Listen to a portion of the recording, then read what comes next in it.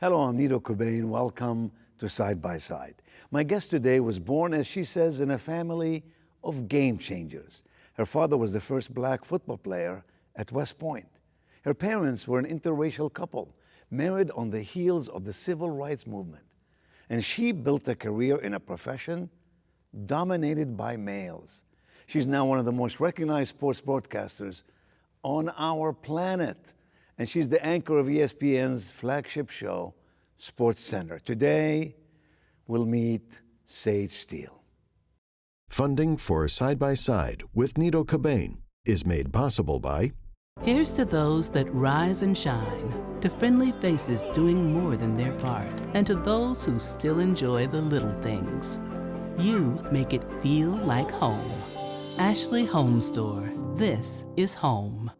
The Bud Group is a company of everyday leaders making a difference by providing facility solutions through customized janitorial, landscape, and maintenance services.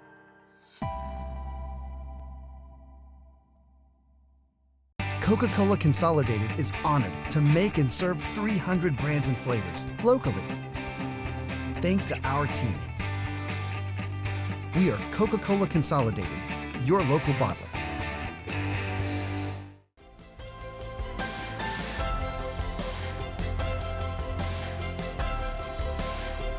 Sage, thank you for being side by side with me today. I'm dying to ask you this question. Yes, sir. For a young girl who was an introvert, Yes. you grew up into this spectacular broadcaster on ESPN. How does an introverted person do that? Sometimes I ask myself the same question. I don't know. It has been a process that I'm actually I still battle sometimes. I get those butterflies and those nerves when I walk into that SportsCenter studio every single morning. When I walk into rooms full of people, I get that feeling of, oh gosh, what am I doing? And I have to take a deep breath and stand tall and walk through those doors. Sometimes fake it, honestly. I will say I was 11 years old when I announced to my family that I wanted to be on television to talk about sports for a living. And they looked at me, my mom and dad, as supportive as anyone, and said, okay, that's cute. You're probably gonna have to talk if you want to be on television. We need a little bit more. You have not been very social up to that point. With them, but Yes. not outside But not of the others, home. yeah. And I was the oldest of three, two younger brothers, and they're quite loud. And I was so shy. And it's been a real struggle. And I had to make a decision that if you want this dream, you're gonna have to make adjustments. Yes. And get comfortable being uncomfortable. Yes. So it's been very uncomfortable a lot, but every time I pushed through and stood tall and spoke a little bit with more authority in my voice, it got a tiny bit easier. But I'm almost Gets 50 better and years better. old, Yeah. but it's been a process. Yes, yes. But you know, I've read about a lot of people, and I've known some people on television. I mean, way back, Johnny Carson was on television every night, and you would think he was the most extroverted person in the world, but he was an introvert. You know, my friend Casey Kasem, for many years now, he did radio, but he did a lot of television. He was a person who was very quiet in person, not so much what you saw on TV and what you heard on radio. I will say this, my parents watch me every day, and they still laugh and say, who is this person claiming to be Sage Steele, my daughter? Yes. And because now they can't shut me up. Yes. But it's been quite a process. It's one thing I'm proud of because it was a fear. Absolutely, and you overcame it. So tell me this, run us through SportsCenter process. You're on practically every day, right? And it's at noon on ESPN. What is it you do? You get up in the morning, just run us through that routine. You get up in the morning, you go to the studio, and what? It's interesting because obviously COVID has changed so much. And for a very long time, we weren't allowed to work together with producers. And something that seems like minuscule, makeup, it's still not allowed on our campus after more than 2 years. So we, as the on-air people, have had to adjust, and we have to do everything on our own. And so I get up early in the morning, and I have one kid in college and two still in high school, and I'm with them in the morning, and then exercise. And while I'm on my bike, I'm scrolling through scores and recaps of the sports from the night before. It's a constant news cycle. There's always something happening and breaking. So as I'm exercising, I'm reading. And I really dive in about 8:30 a.m. The one thing people don't realize is that for SportsCenter, we write everything we say. Oh, I didn't realize that. Yeah, we have wonderful researchers, incredible producers, a great team, and we are a true team. However, sports is personal, and it's very personality oriented, the way you do your highlights, the way you write your scripts. I don't want anybody else writing my scripts. It needs to come from my voice. So while the makeup artist is at my house, we do it in a guest bedroom. I hope someday we can get back to normal. Yes. She's fixing me, making me appropriate for television, and I'm on my laptop and I'm writing, and then she's like, look up, and I'm doing this, and I'm on the phone with my producers, and then I don't leave my house till about 11. I pray there's no traffic. I get there in time. Constant discussions with the producer all morning long, constant adjustments on the scripts. But it's my favorite part. My favorite part is writing my own copy and making it mine and trying to think of what the fan at home, I'm a fan, what do they want to hear? Yes. So it's really an organic And process. how did you get to be so good at sports? The broadcasting side, I mean, obviously not an athlete. I was. My next life, I'm going to be a professional athlete of some sort. Yes. I mean, what got you into it in the first place? Yeah, I loved watching. I did love playing sports. I ran track in high school, etc. But I knew at a young age that I would probably never be good enough to do anything past high school, not even college. What I loved was learning about the stories of these athletes. The first Olympics I remember is the 1984 Olympics. I was 11, 12 years old, and I was in awe watching these athletes, Carl Lewis and Jackie Joyner-Kersee and Edwin Moses and Mary Lou Retton, and watching them get to the top level in the world. And I was in awe of how they didn't melt down. Where do they find that inner strength and peace when they've worked their whole lives to get to this moment? I pictured myself melting and running away and in fear, failing. They did everything at the top level, and I wanted to know why and how. That's where my curiosity came from. And what did you study in college? You went to Indiana University. Yes. You were born in South Bend, Indiana. Actually, South Bend is where my first job was. I see. I was born in Panama, Army kid. Oh, I see, So, I see. yeah. Your first career, career began in South Bend. Correct. And you went to Indiana University. What did you major in? Sports communications, I see. broadcast emphasis. It was as narrow, Dr. Kumain, as Yes. narrow as it gets, so I feel Yes. fortunate because if it hadn't worked out, I didn't have many other skills. Yes. And your mom was a huge role model for you. In what way was she a huge role model? She was the stable person. She was the rock, and also the nurturer, as us moms tend to be. My father is absolutely incredible and gets all the credit for being a history maker as the first African American Point, to yes. play football there and to go through so much in that civil rights era and breaking through barriers. And he's a retired Army colonel. He did so much. And I think because of what he accomplished and because of my connection with sports and his as an athlete, people automatically make it father-daughter.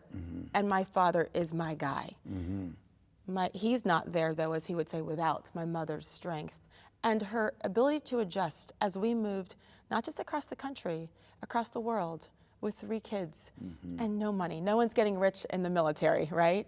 And so what they were able to do and to keep this family of 5 together, despite moving, where I remember living in Greece and in Belgium as a preteen and as a teenager, and we had Norwegian neighbors to our right and Turkish to our left, and no one spoke English, but we found a way to communicate. Our mother shoved us out the door and said, you don't need to speak the same language to play kickball, go. My mother is the one that said also, through all these years, 26 plus years in this crazy broadcast business, many times where I was scared and wanted to quit. And my mother said, don't you dare let anybody get the best of you and take your dream away. She also said, when there was a fear of trying new things and challenging myself, she said, you'll always regret it. She has some regrets from being the military spouse and being unable to go pursue her dream because she had to support my father. Not a regret, just things I think that she wishes she could have tried. So she has encouraged me no matter what. Even if you fail, get back up and go Keep do it going, again. yeah. So she's really special to me. Perseverance, grit, Yes. faithful courage. So Sage, you're highly interested in veterans and all matters dealing with veterans that obviously come from your dad. Yes, for years I was on the Pat Tillman board, Yes. and that was so meaningful to me, and still is. I still contribute in ways and try to volunteer time. But I think, and especially the younger generation, it's so important for us to teach what our veterans do and the sacrifices. Truly, it's volunteering, and I look back at my college experience, which was incredible. If I had had the grades, I would have gone to a military academy. It's that I'm that passionate about it because I just so believe in America and what we provide. That's why people, no matter what, people still want to come here because it is the land of opportunity. I get emotional every time I hear the national anthem. And I'm so grateful to those people who continue to volunteer to go stand for freedom, stand for our Constitution, stand for what America always has been and will continue to be. And I want to make sure that we don't forget the people who keep us safe and make it so we're able to have conversations like this. So yes, it comes from being an Army brat and seeing across the world how fortunate we are, and I think sometimes we need to be reminded. Absolutely.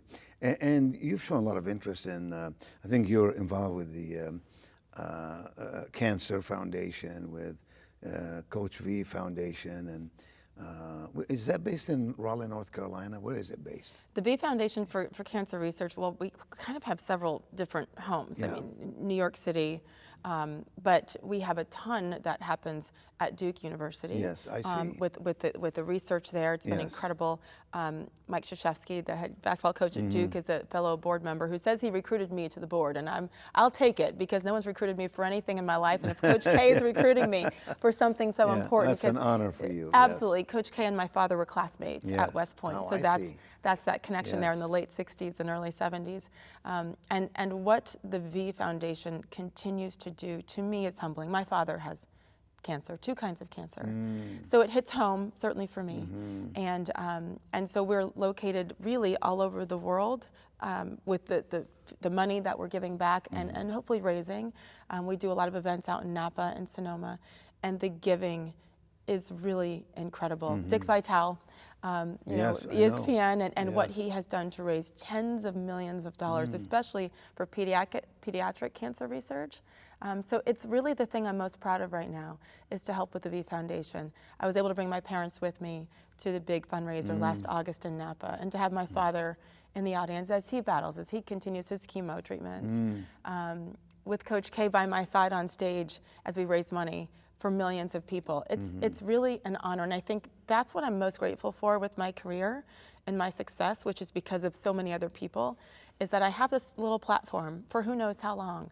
And if that's something I can do on the platform is to help remind people the need to raise money and to give back, Yes. because unfortunately, we all seem to have a cancer story. We know somebody in our Yeah. family. And, all right, I'm going to talk to you about some not touchy subjects, but some subjects that are of great interest for us in society, and subjects that impact and influence our lives professionally and personally. You are a woman of color. Yes. You have overcome to a great extent your feeling of being an introvert and so on. You are in the public eye. You have excelled at what you do, and you have done it for a long period of time. So, they say an overnight success, it just takes so many years. And I want to talk to you about the fact that you are a female, you're a woman of color. In society, we talk a lot about the glass ceiling for women. Now we see tremendous advancements in that, thanks to individuals like you who do well and set the example for so many others. Thank you. You just talked elegantly and eloquently about your love for America and the American flag. Not everybody feels that way, Sage. And does that put you in a tight spot? Does that, what are some of the difficulties that you had to overcome?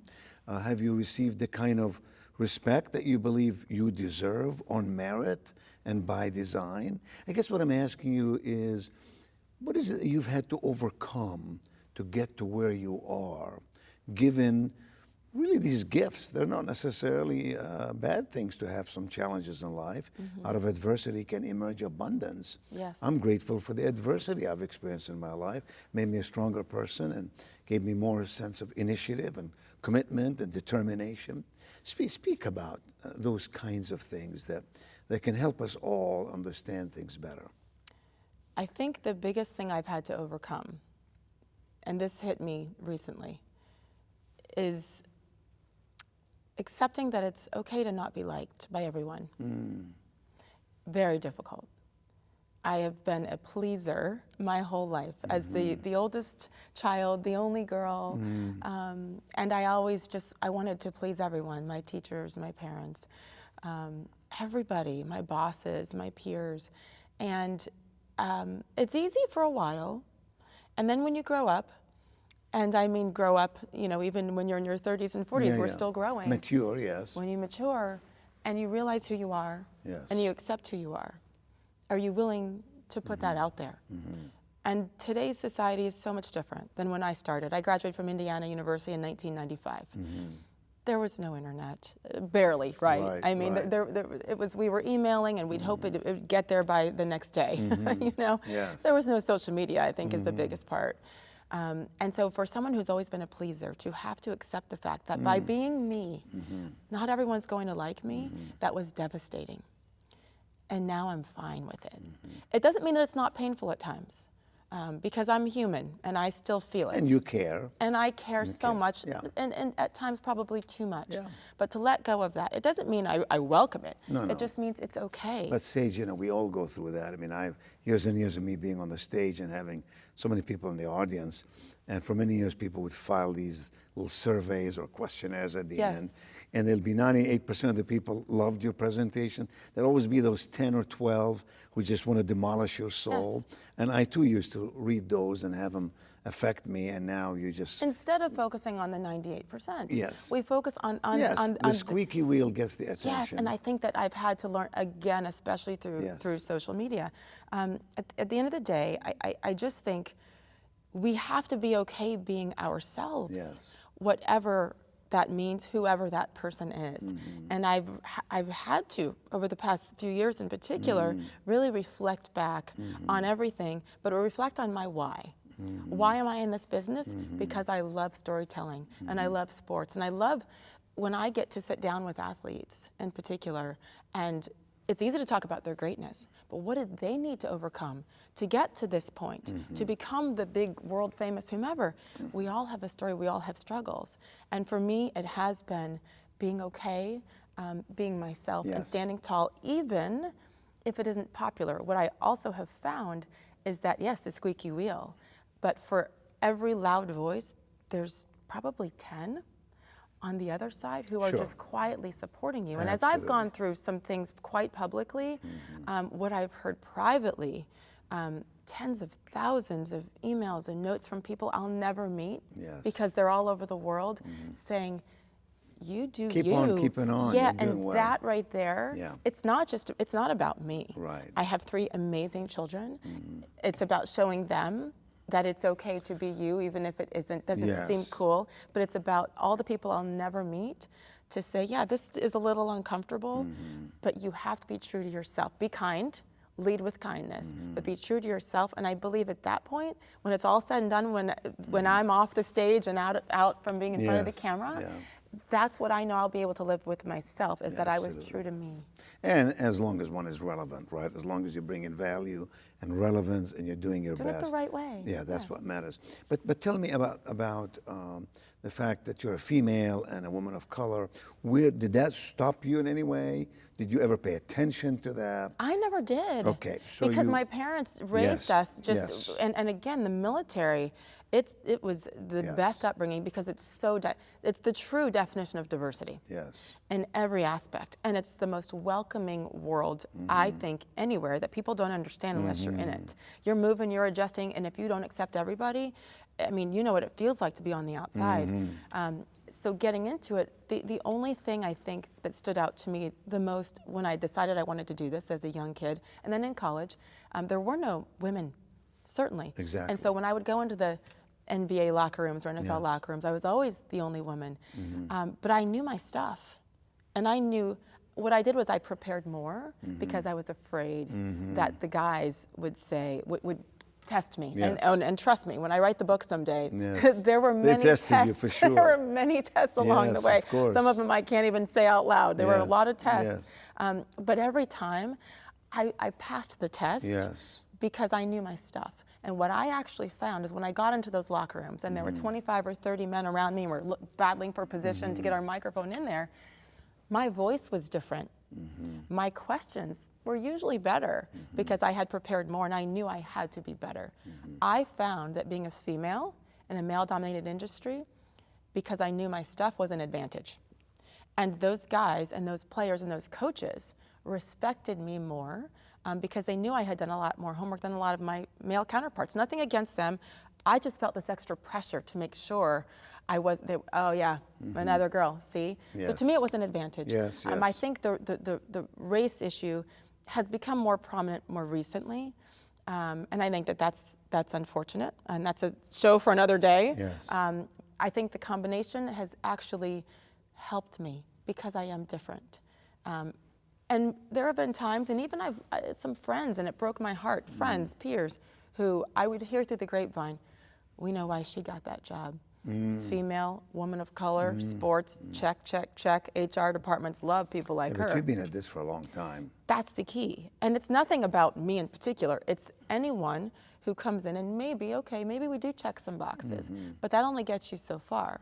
Because once that camera comes on in my profession, and if you don't know your stuff and can't execute on live national TV, those check marks are only going to last so long. Short-lived. You're out. Yes, You're out. short-lived. So I feel like I've taken it as a positive and as an advantage Yes. to be different. So what you're really saying is attitude makes a difference, growth mindset makes a difference, and faithful courage, just prodding along, even though you feel a sense of, being an introvert and so on, you still plug along. My support system allowed me to keep pursuing. When you speak to young broadcasters, male or female, who want to be in broadcasting, what do you say to them? What are the 2 or 3 most important things that one has to master to be very effective in their role? First, I tell them to buckle up. And I say, are you sure? Because this is as cutthroat of an industry as you'll find.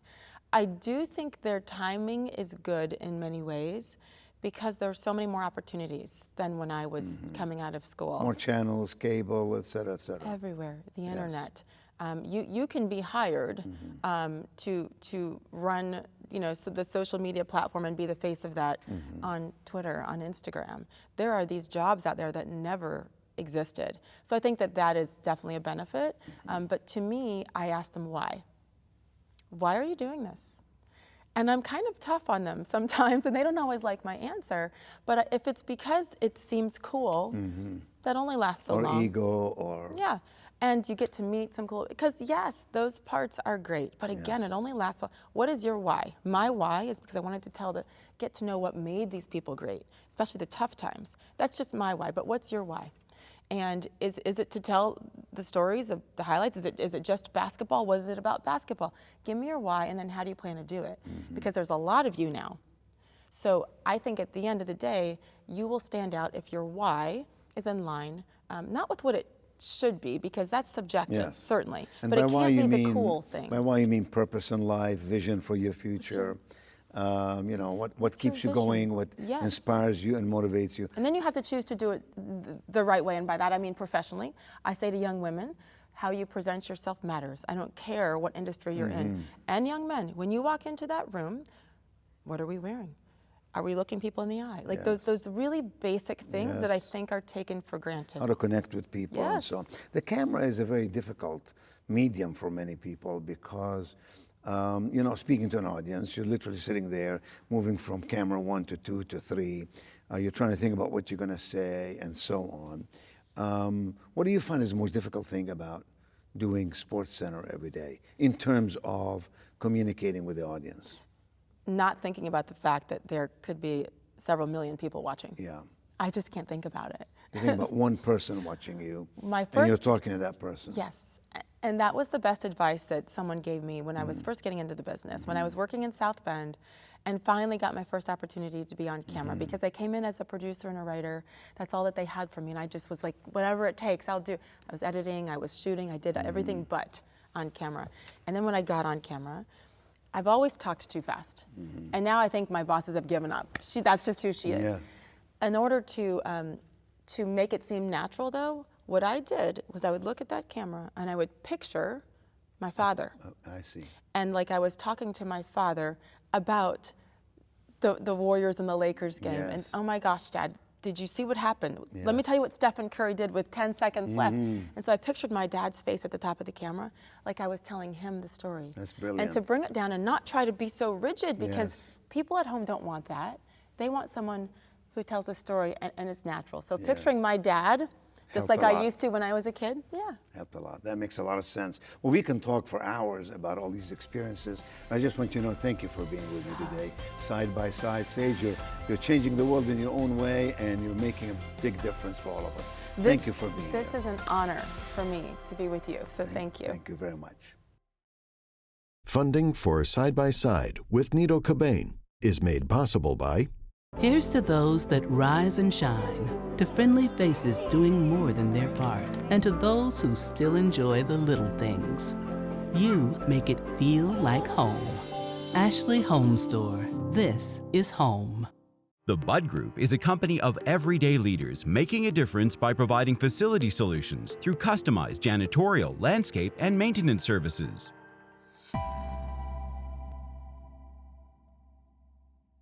Coca-Cola Consolidated is honored to make and serve 300 brands and flavors locally. Thanks to our teammates. We are Coca-Cola Consolidated, your local bottler.